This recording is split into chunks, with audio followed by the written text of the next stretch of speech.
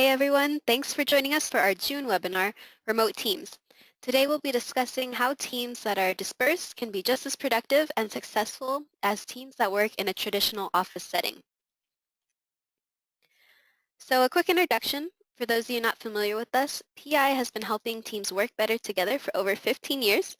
And as we like to say, project management is dead, and we're reinventing it.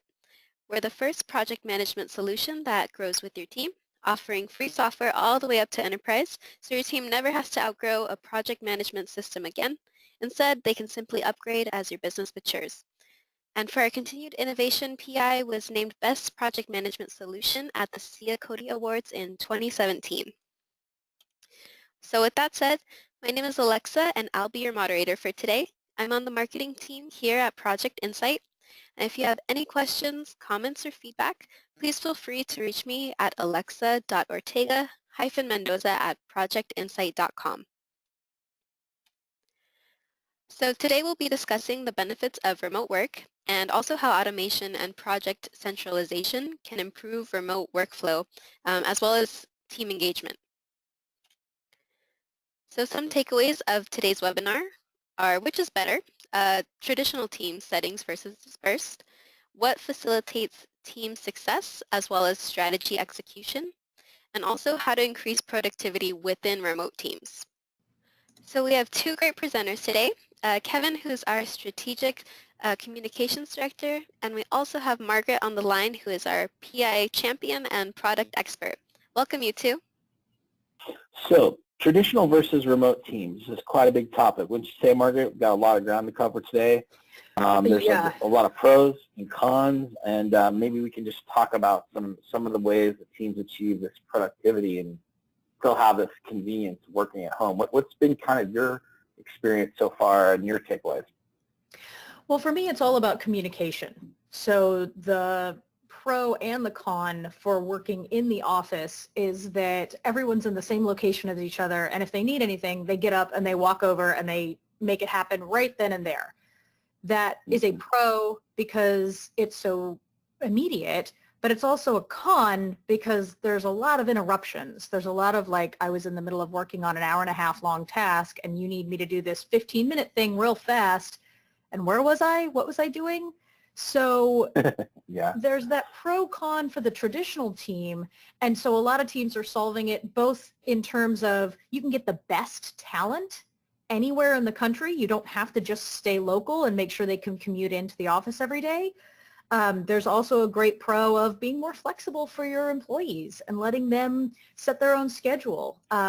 There will be collaborating times where everyone knows they need to be on the line and then otherwise work by your schedule. So that's sort of where this conversation is going, is how do we make sure that we're still achieving the productivity that we want, but still giving our teams that flexibility and getting the best work out of our employees. Totally. I think my takeaway is that, we joke around that, project management is dead, but truly it is, because the workforce has changed permanently, I think, for the better by having a lot of flexibility and, a lot of capability, too, to be not only in the office, but traveling or be at a remote location. And for me, I think just, I've been in the business now for about 20 plus years, and I've seen how, like, people that used to be remote tended to be kind of the higher ups in the business, right? They were important enough that they could be away and do, sales functions or speaking engagements or whatever. They were given that privilege. So the work product and the work output that went for those types of people generally was more of a reporting and kind of aggregation, keeping that person in the loop so they are always aware of what the business was doing. Meanwhile, back at the office, all the people were grinding and doing the scut work, the day-to-day, hands-on type of thing. And as time moved on culturally and also technically capability-wise for us to have more tools, the ability for people to be out of the office was no longer just relegated for the C-level or higher up people. It was really available to everybody all the way down. in some cases, there's full virtual businesses nowadays that don't even have offices and just completely don't have that line item on their expense report. So the type of tools that are needed now to have that kind of interaction have changed dramatically, rather than it just being kind of a one-way conduit. As you said, Margaret, it's shifted more towards a communication or a bi-directional type of a thing. And to be able to make decisions and to be able to, act on insights that we get, throughout our day. As a dad, I've been involved with all my kids' sports. Both of my girls play water polo, and I was always either on the deck coaching or watching games. And many times I'd be, pulling out my phone and just saying yes or no to a question, or answering it in some form, whether it was email or chat or text or so. That's kind of how I've seen things evolve. And the good news is that we're a part of this revolution that's happening still. Wouldn't you say that the tools that are coming out right now from PI? That's exactly right. And it's not even just PI. There's a lot of other tools out there that are seeing this and making it happen. So Slack is a great example of that, and that's part of the reason why we've chosen to partner with them, right? Yeah, Slack is a big part of our business, and certainly our ability to recognize that there's not just going to be one effort made in learning one specific program across the company. Everyone's going to potentially be working in their own silos. Some people might be in Office. Some people, like programmers, might be in a programming environment like Visual Studio or Jira. Mm-hmm. And as a high-level person, it's frustrating, right? I'm sure you hear this on a day-to-day basis, just the amount of pain that goes through trying to aggregate and get all that data, right, to ingest into one spot. That's exactly right. And they all kind of use a different vocabulary from each other too. So like the Jira and Visual Studio might have this agile type of vocabulary, whereas the product designer team or something like that might want to be in a more traditional waterfall. If you have to wait for concrete to dry, you can't really be trying to take that in an agile kind of way. So leadership doesn't want to have to sort those things out. Leadership wants to just say, you do what you have to do to get the work done. I need the information to tell me it's on budget and on time. That's the bottom line. So Project Insight takes all of that synthesizing of different methodologies, what we call our blended methodology, and it's taking it from Jira. It's taking it from Visual Studio. It's even taking some of it from Slack and saying, this is the big picture. You don't have to worry about how it got there. So yeah, that's true. It's a blended kind of quilt of action and data and value it's coming into the projects, right?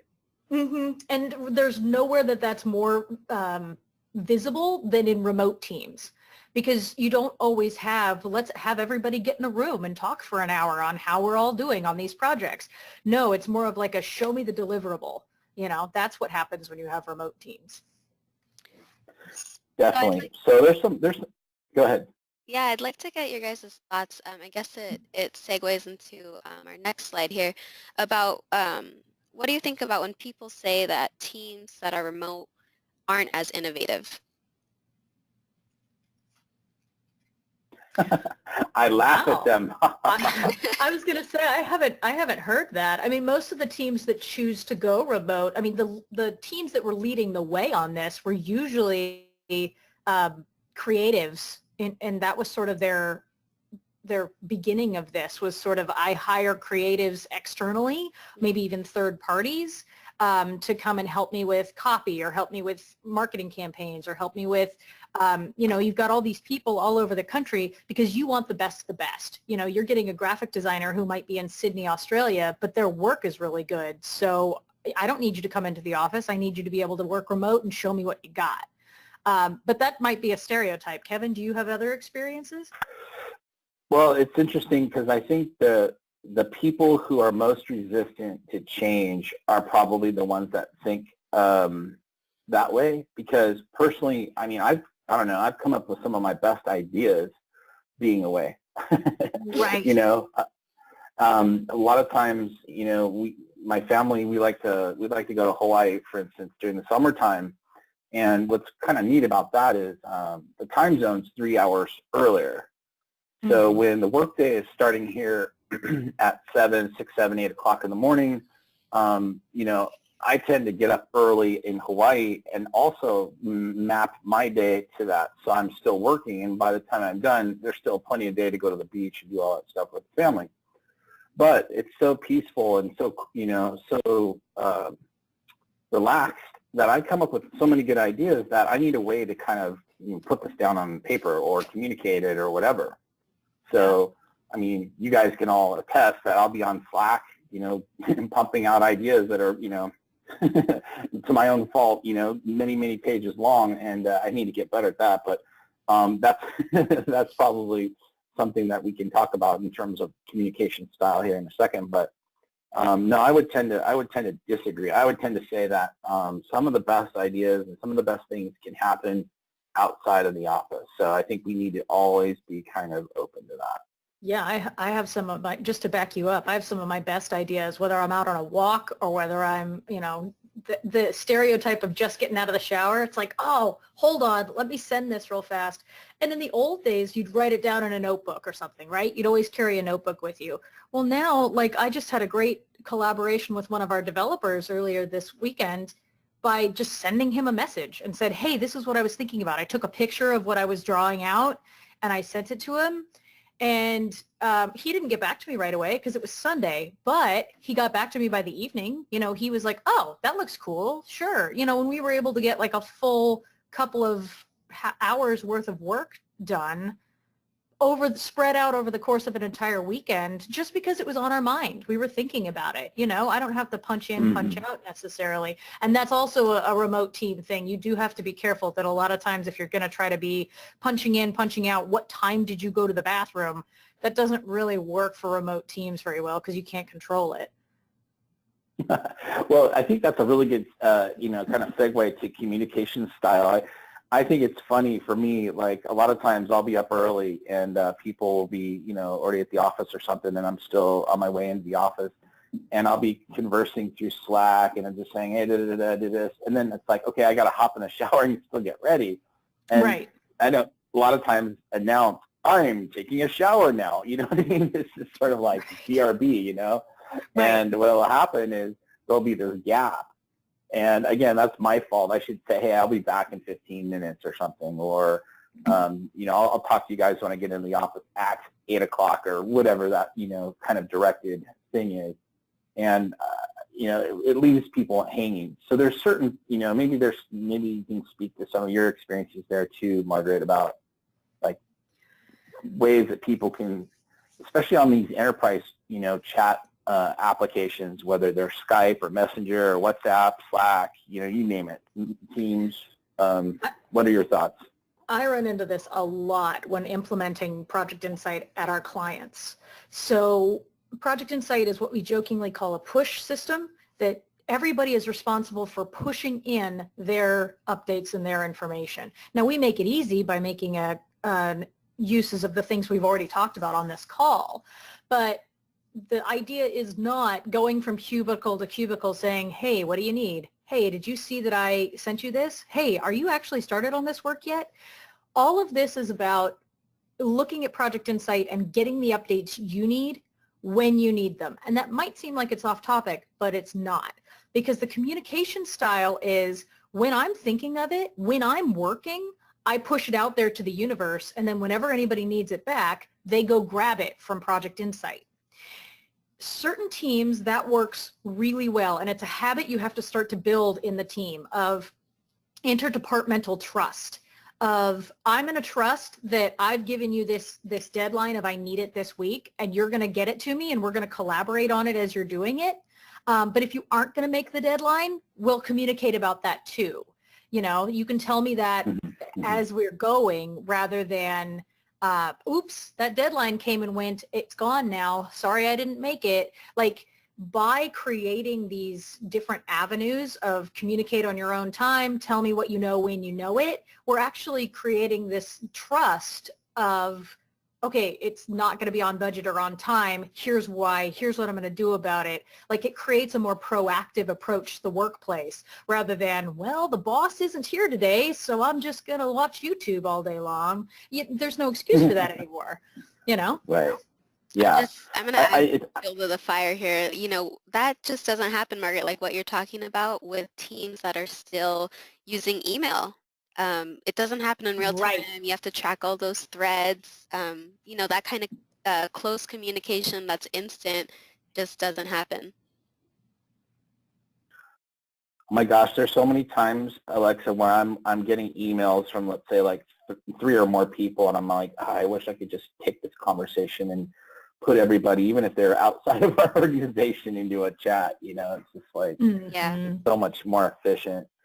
You know, You on have that that too? note, oh my When you gosh, get all when the you get time. an email, you look at the email and you go, this would be so much easier if I just had this in a communication tool. Even if you use Teams or, you know, Microsoft Business, I don't care. Just really?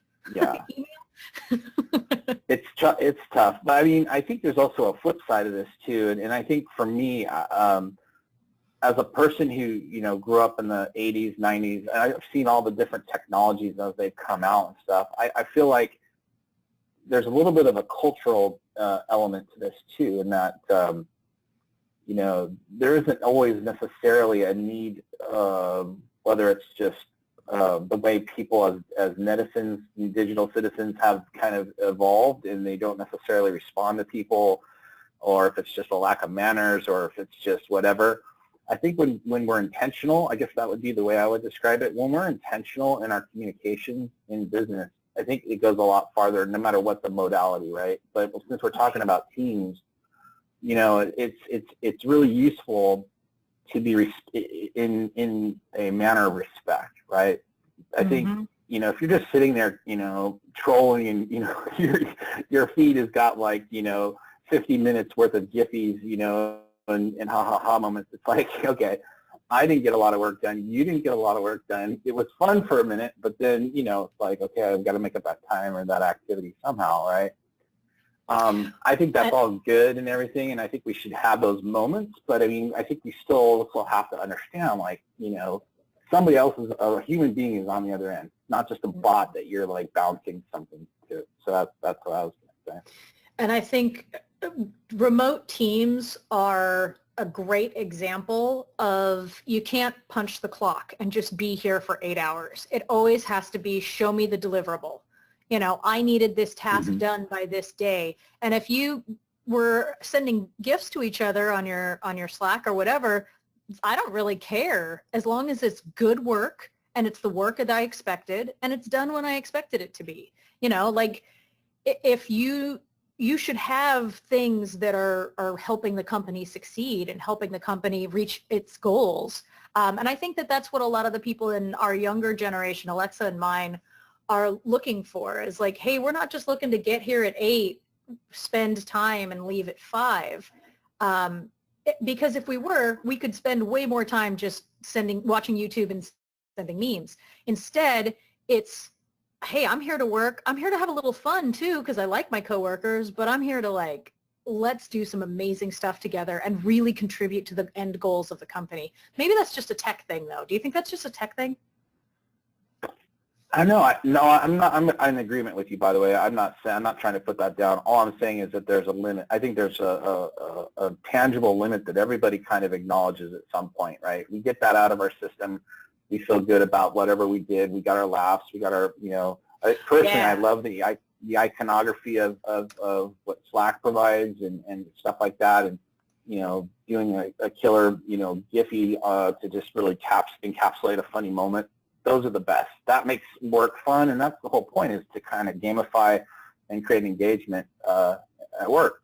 Work's silent now. You hear nothing but typing, right, and then bursts of laughter because people are, you know, whatever, they're sending notes, and it's fun.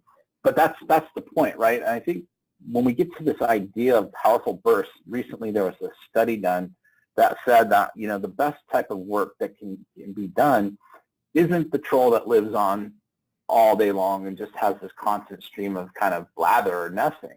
It's really the person that has their bursted moment. They They connect with whom they need to connect with. They deliver what they need to deliver, and then there's that break, right? And then there's a moment of more personal interaction and that ha-ha, la-la, she fun time, but then there's a break. And then there's back to, you know what I mean? Like there's distinct periods of time between each one of those things.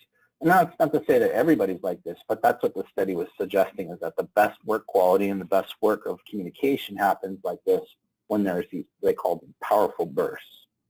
Nice. So to me, that's really the question between traditional and remote teams, is how much of this work has to be done coinciding with each other, and how much can these powerful bursts sort of happen around each other. Because it used to be, if we were all on an assembly line together, we all had to be working at the same time or the assembly line doesn't work.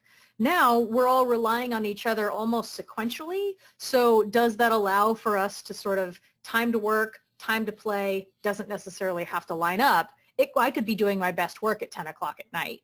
You know, that's what remote teams allow us to do. Absolutely. And again, I think it goes for me back to the notion of respect, and that there is somebody on the other end. They are a human being and they have a life of their own.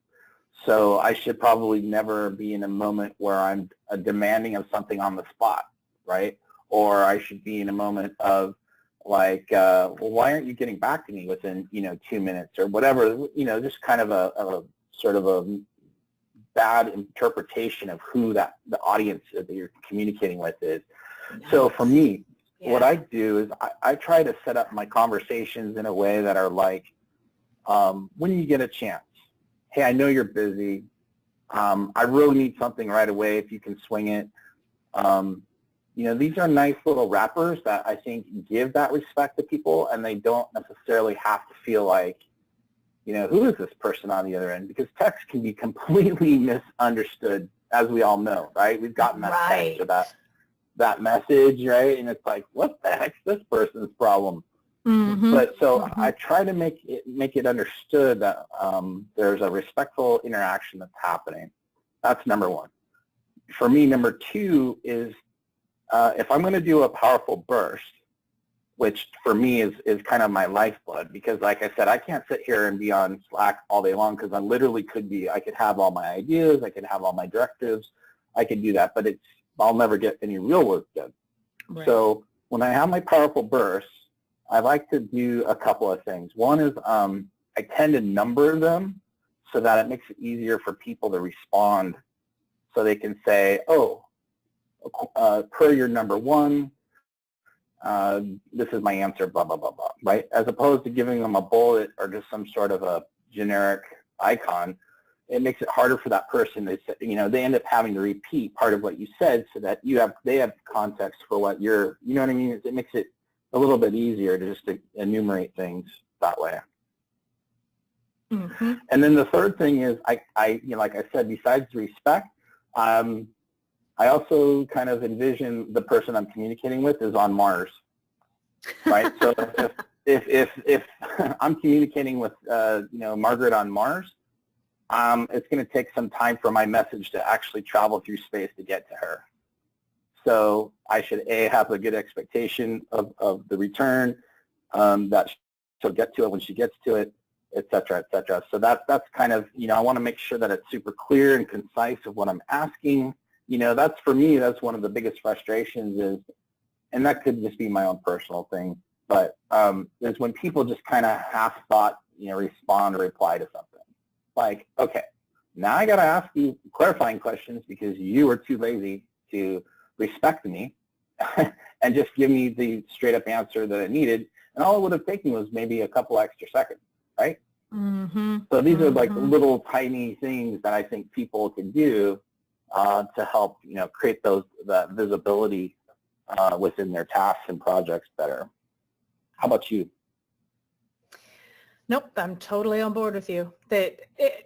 And that's kind of goes back to that interdepartmental respect. It goes back to interpersonal respect. Like if we're going to work remote, we got to build these ground rules of like understanding how that the time-space continuum works with each other, and also like how we speak to each other. You know, it's like, hey, we're all doing this via texting each other, so keep that in mind.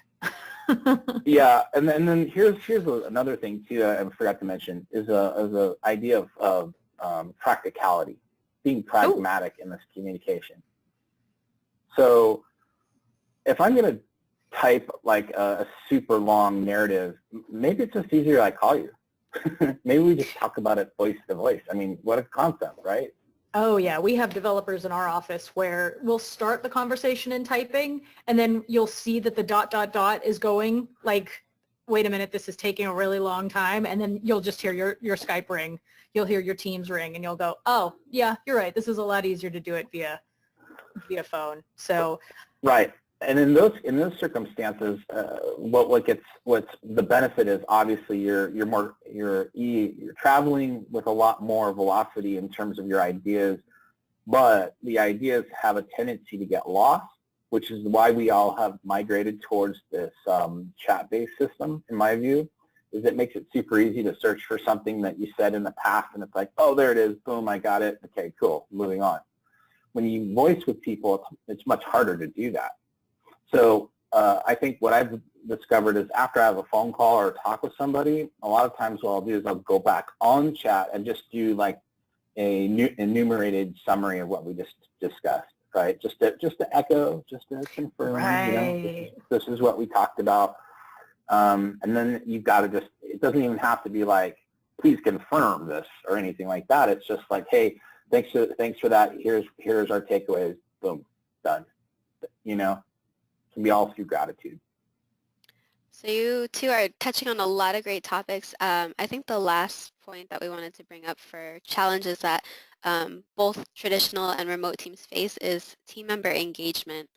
So when you're remote, I know there's like a lot of trust issues that come, into people that are working outside of the office, but how do people get engaged and excited about work, especially when they're not in office and there's no one really, pushing or motivating them? It's all kind of self-motivated.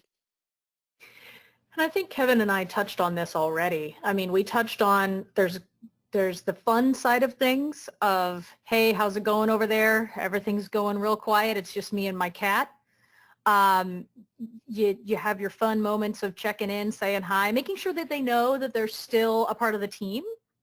And then there's the other side of things with it. It empowers the remote team members to think about their due dates, their deliverables, their impact on the rest of the team a lot more. There's not going to be a lot of nagging. There's not going to be a lot of popping your head over the cubicle and saying, ooh, what are you working on? No, it's going to be mostly like, I told my team I'd get this by Tuesday. I have to work to get this thing done by Tuesday. That's just how life works, Totally. Oh my gosh.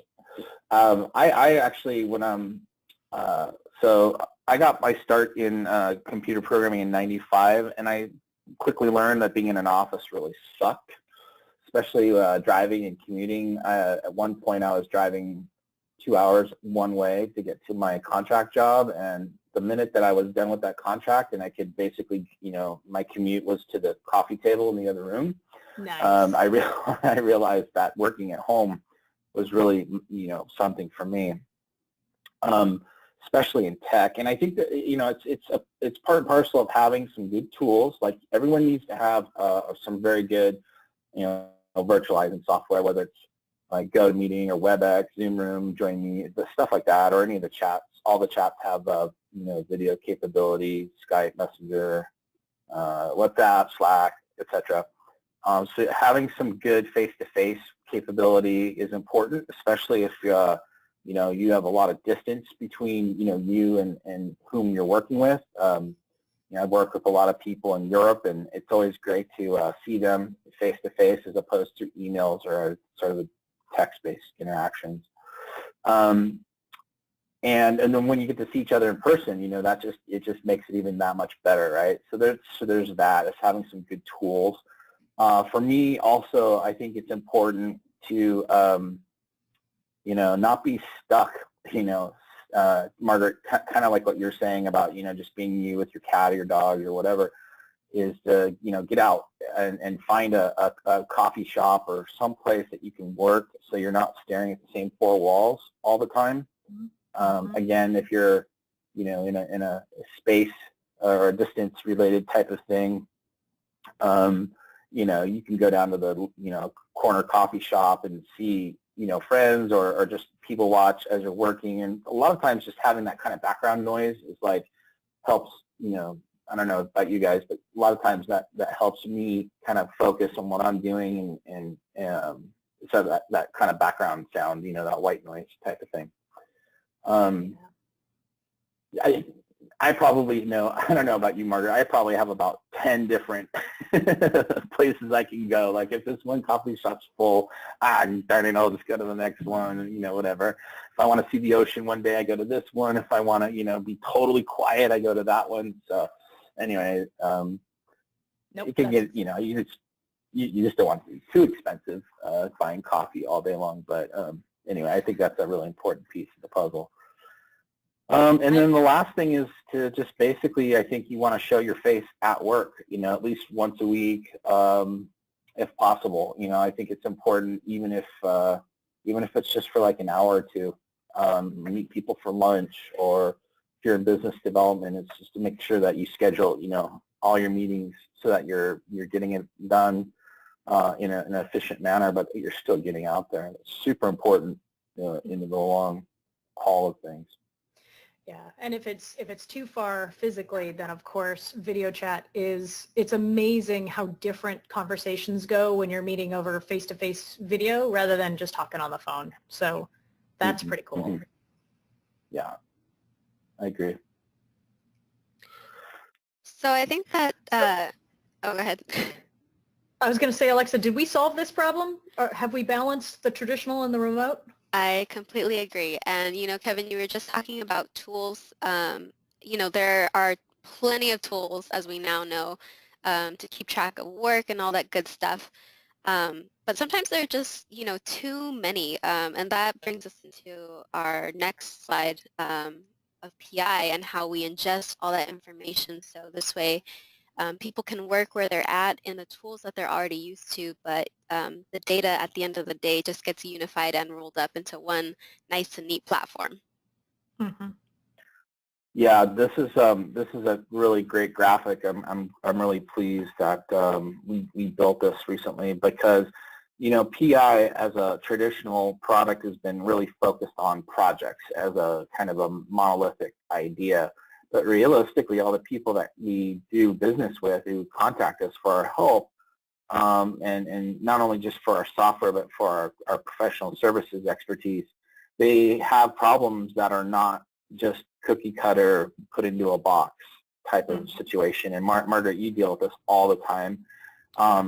You probably recognize, I don't know, 80, 90% of these applications. People, ask, can Project Insight integrate with this? Can Project Insight move data from this place to that, right? So one of the things that we're moving toward is this idea of PI being a platform technology, so that we're an enterprise platform management system, so you can allow your folks to be working in whatever platforms or have files and data stored in whatever place they need to be. And then we'll have our, our baseline features for projects, tasks, user management, all that good stuff that any typical application would have, but that you could literally, plug in any of these integrations into our system, and we'll go ahead and level set that and help you create those insights for everybody within the organization to work better.